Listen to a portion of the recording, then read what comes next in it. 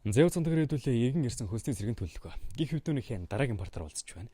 Бичлэгээс маань лайк болон сабскрайб дараад болж өгвөл доор тосроо донешн гэснээр дараагийн парт маань илүү хурдан орох юм биш үү. Өөр нэг зүйлээ хэлэхэд манга цэг хэмээн зураг ном цэг, зураг ном цэг сайт гэсэн холбоосоор ороод хүссэн зураг номоо өндөр чанартайгаар хүлээж авч унших боломжтой. Мөн энэ гурван холбоосын алингаар нь ч орсон болно. Окей. За тэгээ энийг ойлгосон бол хэдүүлээ шууд цуврал руу гарцгаая. Зөвхөн квартир манай хэд дээр танхимын мастер нь яг хүрэлцэж ирж байгаагаар дууснаа та. Төвнийг сулал билин да. Ингээд нөгөө залууг нь сулалдаг бөгөөд нөгөөх нь багш альфэ энд яг юу болоод байгаа юм? Халтагчаад би Вансыг лаборатори нэвтэрч болохгүй гэж хэлж байхад тэд нар над руу дайрсан. Би Вансыг лабораториор орж ирэхийг нь зогсоох байсан юм. Тэр ямар ч манаагүй болохоор би түүнийг өөрийгөө гэмтээгээсэй гэж хүсээгүй. Гээд нэг балаа хөөрчин худлаа жүжиглээд идэг бөгөөд билийн та жоохон шиг өөлж байгаа юм уу? Ингээд нөгөөдгөө чи улам өдөөд идэг. За тэгэхээр манай гисэр энэ бүсгүйг мэддэг бөгөөд улаан хар дарсан зүуд Ванеса. Тэгэхээр хар дарсан зүуд гэдэг хочиг авахаас өмнө юм байжээ. Шидийн замыг талдаж орж ирчгээд миний сургагчийг гимтэн гинэ. Чамаа хүнс болтол чин шараад өгье гэд манай хүн рүү дайрахыг завдна. Зал үзэнтэй. Одоо яах вэ? Тэр жоохон аюултай харагдаж байна. Удаж өөрийгөө танилцуулж байгаад өршөөгөрөө галт шидийн мастер. Намаа гэсэр гэдэг. Пержумын өв заламжлагч. Бас би энд рүүнэ чулууг худалдаалахаар ирсэн. Рүүнэ чулуу? Чам шиг нэг нүү. Би цамхын урд бэлдчихсэн байгаа. Та нэг өөрөө очиж үзэж харах уу? Ингээд нөгөө дэвлий чинь рүүнэ чулууны урд аваад ирдэг. Байж боломгүй. Хаанаас ийм их рүүнэ чулуу авдаг вэ? Мастер, би энд бараг 10 тэрэг дүүрэн рүүнэ чулуу шиг байна. Та юу гэмээр байна да? Тэгсэн нөгөө мастерын царайз нь харахад маш их хинэсний би хизээч ийм их хэмжээний рүүнэ чулуу харна гэж бодож байсангүй. Энэ бол амьдралтаа ганц тавих боломж. Энэ байхад би тэр улаан шидийн цамхгийн орчдуудыг бяцалж чадна гэд ялтачгүй баяртай байдгийн зүгээр бодол байсан бол тарна.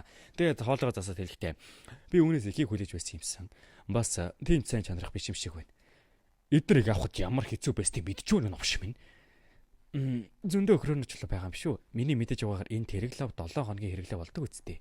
Ингээд уг чанартай рүүнэ чулуу байхад нь үүнтэй яг юу гэж бодож байна? Яг нөгөөдөө хэлэхэд нүртэл нэрээ ойртоо тарсан чинь яалтчгүй хуурамч чулуунууд байх магадлалтай юм байна гэж авсан. Залуу үзэнтэй эдрийг олох гэж ямар шаргуу ажиасныг мэдэж байна уу? Тэгж яхад нь бүр хуурамч гинэ. Ихэрэг шаргуу ажиасан чинь бидний санааг зовоогоо байна. Одоо үед залилан хийдэг хүмүүс ихсэн штэ. Тийм шүү. Бид нэр зөвхөн худалдааж байгаа хүний хэлсэн үгэнд итгэж болохгүй штэ. За яах вэ? Тэгвэл та нар худалдаж авахгүй гэсэн үг. Залуусаа гал шидийн цамхгийнханд хэрэггүй юм шиг байна. Дарж болохоор өөр газар руу явцгаая. Гэсэн за түр байж л та. Хөөе. За мастер. Ингээл гэхдээ тэд нэр энэ хүрдэл ирчихсэн байхад зүгээр худлаалаад авчих юм уу? Ийм хоол ирчгээд байхад би л тэдний хоосон гартаа боцооморгүй байна. Тийм болохоор тэдэн жаахан өршөөл үзүүлээч мастера. Чиний зөв. Магадгүй би тэдэнд жоохон зөөлөн хандах хэрэгтэй байх. Хэрвээ наснуу цаанал нь хэлж байвал надад өөр сонголт үлдээгүй юм шүү. Гэт энэ цамхгийн нэр хүнд нь буусан шалтгаан одоо энэ хулгай чинь байхгүй юу? Одоо нэг чадваргүй хүн энэ нийтийг захираад байгаа. Тэгээд хараас нэг пялтах нэг юм худаалч эргүү харуулгаж байгааз би сэтгэл зүрхнээсээ өгөөмөр хандаж энэ бүгдийг чинь авъя. Гэхдээ ханшнаас арай бага үнээр. Гихтэн гисэр болохоор за буруу ойлгочих шиг боллоо. Инкавер нэг тэрэгнээс бусдыг нь бүгднийг нь хураа. Бид нар угаасаа ганцхан тэрэг зарна гэж ирээгүй лөө. Тийм штэ. Хэдүүлээ техник гэж ярьж байсныг мартчихаж уушлаарай. За sorry. За би жоохон балаа нэчлээ. За энэ миний алдаа биш штэ. Ямар ч тач нөгөөдөл нь болохоор ээлтэй гэд манай хүнд хэлдэг бөгөөд манай гол очих газар бол улаан шидийн цамхаг. Гэхдээ бидний аялал жоохон мөнгө хэрэг болсон юм оо гэж авсан. Улаан шидийн цамхаг гинэ. Юу болоо вэ? Би зүгээр бидний анхны уулзалт эвгүй байх вэ гэж тоглож байсан юм аа. Яагаад хэвдүүлээ дотгошоо ороод жоохон ярилцаж болохгүй гэж. За яах вэ? Тэгье. Ингээд манай хүнийг өрөөндөө орж ирвэдээснийхэн дараа өөртөө танилцуулахыг минь зөвшөөрнө. Тэд бол улаан шидийн цамхгийн настан бүгд 5 дугаар тойргийн шидтэнгүүд. Тийм баха. Үүнд нэг хэрэгэлцээд ах зүйл алга. Яалтчгүй л хойд цугийн 2 дугаар мөндөө ихтэн чи яалтчгүй тэр хажин цуваарыг сонсон болол та. Гэхдээ тэр үнэн биш шүү. Улаан шинтийн цамхаг хойд зүгийн хамгийн хүчрэг бүлэг хэвээр явгаа. Тийм. Юу ч гэлжилж байсан одоо нэх чухал биш л дээ. За тэгээ бэлэнд болон манай Гэлион Кавр 3 харангуудаа албаар дургуг нь хүрэх гээд байгаа бол тоо. Гэхдээ л одоо манай гисэр юм чинь төлөвлөгөөтэй л байж таараа гэж боддог. Жижигээрээ. Чи тэгээд хэд зармаар байгаа юм те. Би одоо энд хэлчихье. Чи хиндэж зарах гэж оролцсон бай. Энд байгаагаас илүү дээр тохиролцоонд хүрэхгүй л болов. 2 дахин. Би зах зээлийн хажтнаас 2 дахин их хүн хүсэж байна. Гэхдээ өөдөр болохоор за юу гэдэг байгаа юм те 2 дахин дэлхийн ертөнц яаж ажилдгийг ойлгоход хэтэрхий гинэ юм биш үү? Ингэж тохиролцоо хийдэггүй юм штэй хүүхдээ. Чамд яаж 8 хийхийг хэн зааж өгсдгийг мэдэхгүй ч ингэж л тохиролцоонд хүрдэггүй юм. 2 тал хоёул хилэлцээрд хүрэх ёстой. Чи ингэж ганц талыг барьсан шийдвэр өрөөсө гаргаж болохгүй штэй. За энэ чинь болохоор нэг улаан замхаг, тэгээ нэг галт шидгийн замхаг гэд 2 замхаг хоорондоо өртөлдөг юм байна л та. Тэгээ манай хүн хэлэхдээ нөгөө галт шидгийн замхагын зах зээлийн үнээс 2 дахин их үнэтэйгээр авах хэрэгтэй гэж бодсон юм. Чи ийм газар тоглоом хэзүүрхлэн гинэ. Чи биднийг шолоод байна уу? Хөөе хүүхдээ. Үгүй бодоорой. Өөрөө ч ойлгоогүй ертөнцийн хийсүүчлээж тэний хүүхдүүдийг харахаар миний уур хүрдэг юм. Мэдээч чи одоо ч залуухан байна. Тийм болохоор алдаа гаргаж болно би ойлгож байна. Энэ удаад л чамайг өгөөмөр загнаж өршөөе. Тийм болохоор одоо нухацтай хандна. Би зах зээлийн үнээс арай илүү үнээр худалдаж авъя. Тийм болохоор бүгднийг зарвал. Гэсэн манай хүн босчихдаг бөгөөд та барааг маань худалдаж авахыг хүсэхгүй байгаа бол та 2 дахин их гэж байгаа ч энэ бол хөнгөлөлттэй хүн. Бас та сонирхгүй байгаа бол би улаан шидийн замаг хөрөөл явахаас. Ингээд танаа галт шидийн замагт чинь зарахгүй ээг явдаг. Зогсоо. Залуу хөмөн юундаа инглээ яарнутэй. Би ямар хилэлцээр хийхгүйгээд байгаа шүү дээ. Сая жоохон л уур хурцлээ. Яагаад цуугаад бидэнтэй арай удаа ярилцж болохгүй гэж. Тийм үү. Сайн байна. Жиг зарагт юм. Хамгийн түрүүнд ирсэн хүмүүс чинь бид юм чинь 2 дахин хүнээр авбал яаж байна? Юу гэж бодож байна? Сайн байна. 2 дахин хүнээр заръя. Ганцхан тэргийг. Йоо энэ манай хүн одоо энэ идэх нь бүр үнэхээр шарыг малдаж байгаа байхгүй юу? Чи дахиад юу яриад байгаа юм те? Авчирсан бүгднийг надад зарах хэрэгтэй үсттэй. Хэрвээ би улаан шидийн цагмаг 2 дахин хүнээр зарснаа хэлбэл тэд нар 3 дахин хүнээр авах нь гарцаагүй үсттэй. Тийм болохоор яг юу намайг та нар зарна гэж бодуулахад хөргөө. 3 дахин чамд тоглоом шоглоом хийгээд хязгаар байгаа штэ гэснэ дахиад баяртай гэд манай хүн явахыг завдана. За. Бид нэр бүгдийг нь 3 дахин хүнээр авъя. Бүгдийг нь. Ой, одоо л зөв ярьж байна шүү. Яг л бодож байсанчлан хойд зүгийн хамгийн шилдэг шидийн зампагч мөн дөө. Гэт нөгөөдгийг чинь жоохон хөөргөд өгдөг. За эндэ байж. Би яваад гэлс мөнгө аваад ирье. Тэгээ явахдаа новш гэж 6 дугаар тойрог хийн шидтэн нэгэн хөтөөний хөлдөөгөр тогтуулчих гэжтэй. Би яг үнэндээ яагаад бүгднийг нь авч байгаа гэж ойлгохгүй байна. Бид нэр рүүний чулууны дутагл орчихсон болохоор надад өөр сонголт байсангүй. Гэхдээ тэр ахиад ингэж ажиллавал би ёстой нэг түүнийг шатаагаад гिज багт нь ардаас нь хүлээгээрээ. Би бүх нөхцлөө хэлж дуусаагүй байна. Бас юу вэ? Би таныг надад Венесаг өгөөсэй гэж хүсэж байна. Гээд нөгөө шид ашиглаж чаддгүй гэдсэн охиныг хэлж байгаа юм. Венесаг авмаар гинэ. Тийм ээ замбах юм астра. Би тэр хүүхдийг өөрийнхөө онцгой шидэд нэг болгомоор байна. Зураглал манай хүний өмнөх амьдралын шилж нэ. Тэгсэн нэг залуутай хамт хоол хийж байдаг бөгөөд хажууд нь байсан туслах нь улаан хар дарсан зүүд гэж та сонсноо гэхдээ улаан хар дарсан зүүд гинэ. Би тагнуул хийж яваад нэг сонирхолтой юм олсон. Лютенигийн хойд зүвийг тэржигтэн шатаасан шидэтний тухай. Цоорыгаар бол тэр эмэгтэй 7 дугаар тойрогт хүрсэн бололтой. За одоо ингэж шидэтэн болгон тойрог гэж байдаг. Сайн нөгөө энэ хидэг ахалж явжсан галт цамхгийн эзэн нь өөрөө 6 дугаар тойрог. Харин нөгөө талд байгаа улаан цамхгийн болгын ахлагч нь 7 дугаар тойрогт хүрсэн. Тэгээ энэ хоёр хооронд өрсөд байгаа гэсэн шүү дээ. Тэгээд бүхэлд нь 7 дугаар тойрогийн шидэтэн одоо энэ хүн болж таардаг. Манай хүнийг сонсонгуудаа 7 дугаар тойрог. Бас улаан хар дарсан зүүд гинэ. Их лаг нэр баг шүү. Тэгэхээр тэр яг яасан юм. Миний сонсноор бол тэр галзууртлаа их угарсан гэсэн. Шидтэн мөртлөө маана хөгжүүлэх техник суралцсан гэлээ. Шидтэн юм бэж яагаад тойргоос өөр юм сороод байгаа юм? Галзуу юм чинь. Юу ч гэсэн тэр яг л явж буй гамшиг шиг. Замд нь хөндлөсөн бүхнийг шатаагаад байгаа болохоор газрын эзэд эхлээ болдог. Өмнө нь бидэнд ирсэн дарангуйлах хүсэлтүүдийг санаж байна уу? Түүнээс болсон юм шиг байлээ. Маана хөгжүүлэх техникээр 7 дугаар тойрогт хүрсэн шидтэн гинэ. Сонирхол төрж гэлээ. Инглээд түүнийг багт авцгаая. Гэхдээ тийм зүйл хизээж болоогүй гээд манай хүний одоогийн байгаа байдал руу шилждэг. Яг тэгвэл Венесаг олох үед тэр бараг л үгсэнтэй адилхан өөрийнхөө шидийг удирдах чадахгүй байсан. Гэсэн ч тэр хизээж шидийг 9 журмаар нь сурж байгаагүй ч 7 дугаар тойрогт хүрэх чадвар байлаа. Жоохон заавар зөвлөгөө өгөхөд түүний авьяас асгарна. Ингээл одоо болохоор өөрийнхөө багт оруулах гэдэг байхгүй. Тэр яалтгүй ирээдүгээс үсэн гэд утгаараа бас санааг сабаг оогоц. Би энэ удаа түүнийг заавал багтаав. Венесэ гинэ түрүүний охиныг хэлээд гинэ. Тийм хүчтэй харагдаагүй ч та яагаад тэрнийг авах гээд байгаа юм бэ гэхдээ тэр хэрэгцээгүй охиныг зайлуулах сайхан боломж. Тэрний хэлснээр хийчих. Түүнийг өдий хүрэл халамжилсан маань Ранадод үнэнч байгаа байдлаа хүндэтгэн харуулсных. За яах вэ? Венесэ бол манай замхыг нандагнаж ирдэг онцгой шиддэг.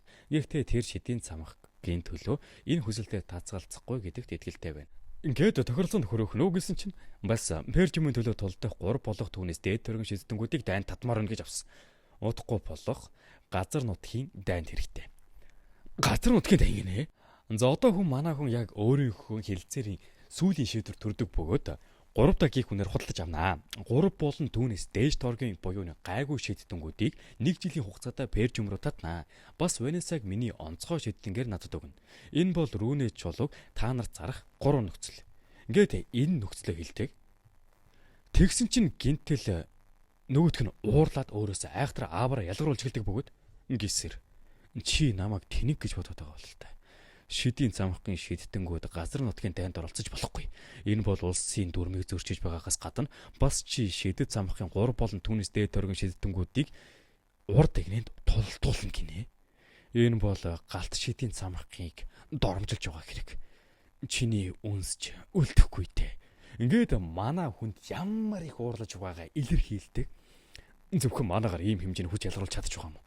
Нэрэл 6 дугаар төрийн шийдт юм шүү. Ингээд манай хэд хүртэл бэлэн байдал ордог бөгөөд та харамсах болно доо.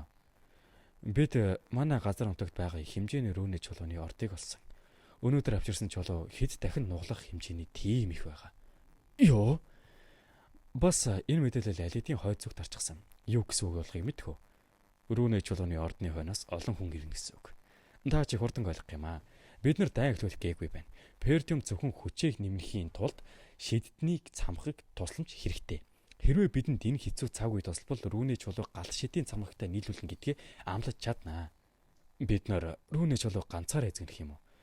Хэрвээ тийм зүйл болвол галт шидийн цамхаг улаан шидийн цамхагаас хүчрэг болох нь цаг хугацааны л асуудал болно. Ингээд гараа сунгадаг бөгөөд нөгөөт нь гинтэл хөөрхөн ажтай болонгуудаа тийм зүйл болсон доо гэд Альфаё гэсэн нөгөө сурагчтай яриа байж байдаг. Мастра зөндөө олон шидэнгүүд байхад яагаад заавал би гэж миний зорилгыг буруу ойлгоод байна. Галт самхгийн түүхэнд хамгийн гайхалтай авьяас эзний хуваар чиний ирээдүйн төлөө чамайг явуулж байна. Ингээд одоо энэ Альфаё гэдэг өөрийнхөө сурагчийг нөгөө манай хүний хэлсэнчлэн Пержим ордон руу зэрэг дадлахаар явуулах гэж байгаа юм. Галт самхгийн түүхэнд хамгийн авьяастай хүн гинэ. Ингээд нөгөө тэмрэл хөөрхөн тоглоод идэг. Тэгээ өөр нэг зүйл нь болохоор за тэр хөдөөний хүмүүсийг тэр рүүний чулууг өөр хүмүүс зарахгүй гэдгийг нь бас сайн ажиглаад байж байгаарэ. Хэрвээ жигнэсээ газар нутгийн дайм болвол толоонд оролгүй шууд ухраар ойлгосон уу? Чи ганцхан жилэл тис хэрэгтэй. Ганц жил тисээд л хамгийн шилдэг цамхаг гих нэр хүндээ буцааж олж аавна. Ойлголоо мастра. Гисээр манай хүн нөгөөдөлдөө чинь нийлэхээр болоод Пержим руу зэрэг дадлахаар ирсэн болж таарна. Пержимд 5 тамирал. Тэгээ саяны буцаан ч орж ирэнгүүт шууд л манай Пержим ордон доромцол эхэлж байгаа байхгүй юу? Яалтч бол хөдөөний юм дөө чааваас явах нэг. Мастер гуйсан болохоор л би энэ ирсэн. Тэгээ манай хүнд хэлэхдээ намайг Альфаё гэдэг 3 дугаар тойргийн мастер. Бас шидийн цамхгийн угсаа залгамжлагч. Надад чухал даалгаврыг даатхан ийшээ. Гэж яриагийн туслаж юмжиг багт манай ноттой чамаас ахицуулах шаардсан шүү. Тийм болохоор анхаарлаа сулруулалгүй бүх чадлаараа хичээгээрэй. Муу их цантай хөдөөний хоосон толгой. Чи од намайг өөрийнхөө боол гэж бодоод байгаа юм хайш юм. Хүлээж бай. Намайг цамхгийн мастер болох үед чамтай хамгийн түрүүнд очроо болно. Альфаё. Венесэ хаана вэ? Оо, тэр бидний цүнхүүдийг авчирч явах хэрэгтэй доо. Гээд нөгөөдгөө чинь бүр зарцсан цүнхнүүдтэй зөөлгөж мөөлгцэн байж байдаг. Сайн байна уу? Намайг Венесэ гэдэг залуу үзэн тэнтэй мэдчилж явна гэд хөөрхий яалтчгүй айхтар хүнтэл үзүүлнэ. Венесэ. Цүнхнүүдээ орхиод наашаа хүрээдэр. Өршөөгөр би гэхдээ цүнхнүүдээ зүг доошог байгаа шүү дээ. Ингийн хэлэгт нөгөө ард нь байсан Альфаё нь болохоор наадах орхио. Өөс наадах чинь өмнө нь байнга л ийм зүйл хийдэг байсан. Яг тэр манай хүн шууд л өнөө цүнхийг нь Альфаё руу шидэнгүүтээ одооноос Венесэ бидний хүн болсон. Тиймээс түүнтэй дахиж ингэж харьцах юм бол би чамайг өршөөхгүй шүү гэсэн. Яач 3 дугаар төргийн мастер гар шидний замхын заламжтай ингэж харьцаж чадчих байна. Чи язгууртан ч гэлээ арай л их шугамыг давлаа. Хэрвээ бид хүсэх юм бол энэ газрыг бүгдээ шатааж чадна гэд босоод ирэх үгүйтэй. Тэдэнд шидний бахархлыг үзүүлцгээе. Гэсэн манай хүн ганцхан төвшөлтөөр нөгөөдөө чинь бүслээд идэх. Ямар бүдүүлгүүд нь шидний өдөөс зөвсгөө өргөж чаддаг байна. За амаатата. Чи өмнө нь ямар нэгэн хүндлэлийг авдаг байсан чинь хамаагүй. Чи энд гэрээгээр ирсэн. Цамхгийн мастертай хийсэн гэрээний дагуу би 1 жилийн хугацаанд чамд хүснээрээ тушаал өгч захирах хэрэгтэй. Хариуд нь би түүнийг рүүнээ чулуугаар хангаар тохирсон. Хэрвээ энэ гэрээ чиний хийсэн тэнэг үйлдээс болж туслагдах юм бол цамхгийн мастер хиний талд орно гэж бодож байна. Тэр Пержумд чиний үүрэг бол зүгээр л нэг амьд маана нөөц. Хэрвээ чи хүндлүүлмээр байвал өөрийнхөө үүргийг сайн гүйцэтгэх. Ингээд нөгөө нэг бардам амьтны чинь хэлэх үгүй болгодог байхгүй юу? Намайг яаж ингэж хэл зөрөхлөн гинэ гэсэн одоо яаж жирлээд ямар тиймэр байхгүй. Тэгээ нөгөөдөлтэй catch your cover. Тэдэнд санаа тавиарай. Ингээд энэ хідийн удирдлагын дор оруулахар болдог. Ямар ч тач манай хүн өргөжлөн Ванесад орчихгоотаа. Надаас өөр хинээс ч битгий тушаалав. Яагаад гэвэл чи бол миний онцгой шидтэн. Ингээд нөгөө тэгч чинь жоохон тогтоолдог. Гэхдээ би альбогийн хэлсэнчлэн би шийд ашиглаж чадахгүй. Тэгэхээр таны онцгой шийдтэн байна гэдэг зүгээрээ намайг даг. Би ч юм шийд ашиглах тал дээр зааж тусалж явах болно. Гэт гар алсунгадаг. Замдаж манай хүн өнөөх Ванесаг чинь өөрийнхөө бэлтгэлийн төлбөрөөр авч ирэнгүүтээ чи шидийнхээ хичээлийг аль хүртэл сурсан бэ гэхдээ 5 дугаар тойргийн шидийн бол мэдлэгтэй. Гэгээд яагаад нэг шийд ашиглаж чадах юм бэ гэхээр хөрх юмтан багаасаа ирүүлсэн маанага мэдэрч байгаагүй. Гэсэн ч хэрвээ би хангалттай сайн гэж хичээх юм бол шийд ашиглаж чадна гэдэгтээ итгэлтэй байсан. Гэхдээ би шидийн тухай сурах тусам өдөр бүр тэрийг хизээ шихгүй гэдгийг ойлгосон. Тэгээ мөн ядаж яхад нь өөрт нь зааж сургаж байсан багш нь өөд дуулчихсан юм байна лээ. Тийм болохоор л би хөөгдсөн байх. 5 дугаар тойрог. Эн чин шидийн самхгийн нэг настай тэнцэх хэмжээний юм байна. Шид бол чи зүгээр л цээжлээс сурталчдаг юм биш. Энэ нь зөвхөн ойлгох, чадвар төдийгүй идэвхжүүлэлтийг үндсэн зарчмыг мэдэх, мэдлэг мөн үүнийг өөрийн оюун санаа хүсэл зорилготой шингээх ур чадварыг шаардна. Ванесаа үүнийг толгоонд ойлгож байгаа боловч би энэ хүлээж авахгүй байгаа. Үүнийг даван туулахын тулд тэр хэцүү хүчин чармайлт тоо томшгүй олон туршилт алдааг тэсвэрлэх ёстой болсон. Чиний оролдлого хоос байгаагүй Ванеса. Туулах зам чинь л жоохон өөр байсан хэрэг. За тэгээд өнөх амьдралд нь болохоор одоо энэ Ванеса нь маана хөгжүүлэлтийг ашиглаад 7 дугаар төргийн читтэн болно гэснэ тэ. Тиймээс манай хүн түүнд маана хөгжүүлэх техникийг зааж өгөхөр болдог. Гэхдээ би шийдсэн шүү дээ. Яагаад маана хөгжүүлэх техник сурах хэрэгтэй гэж? За тэгээд энэ хоёр техник нь болохоор хоёулаа маана дээр суурилсан болохоор чам тусалнаа. Үгүй энэ бол галзуур. Би яаж маана хөгжүүлэх техникээр шийд ашиглах юм? Хэрвээ бүх зүйл буруугаар эргүүл би насан туршдаа шидийн хувьд чадваргүй болж өгөрнө. Ванеса. Оролдоод үзцгээе. За энэ хүрээд энэ удаагийн партиг дуусгаж байна. Тэгэхээр та хэд дараа дараагийн партиг илүү хурдан авч үзэх хүсэх юм бол лайк болон subscribe дараагаа хийжээж битгий мартаарай. Тэгээ өөр нэг зүйлийг хэлэхэд манай сайт дээр орж байгаа асар олон цувралыг үзхийг хүсэх юм бол манга цэгийн зураг ном цэг.com зураг ном цэг сайт гэсэн холбоосоо дээр ороод хүссэн зураг номоо маш өндөр чанартайгаар хүлээж авч уншаарай. За тэгээд энэ хүртэл үзсэн дэр үнэхээр баярлалаа. Дараагийн бичлэгээр уулзлаа. Түр баяртай.